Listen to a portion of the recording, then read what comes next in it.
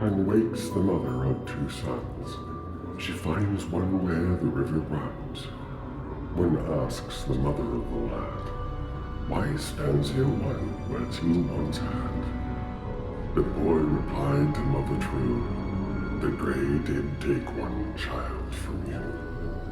So the son in the water, or the one in the ground, which brother has the mother found?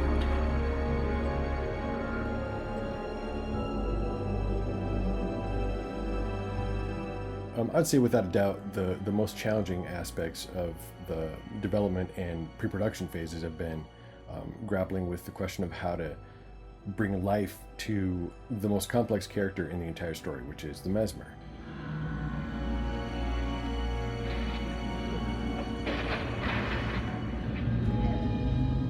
The Mesmer is made up of really two different entities, personalities, which leads a lot of people to compare him to Gollum.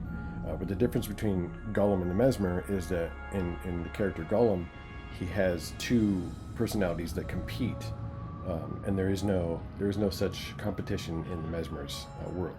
So essentially, the Mesmer is made up of two elements: the mask and the mimic. And the mimic is simply a host that didn't always exist. But essentially, this thing goes from culture to culture as empires rise and kind of cannibalize religious elements and cultural aspects of the civilizations they conquer.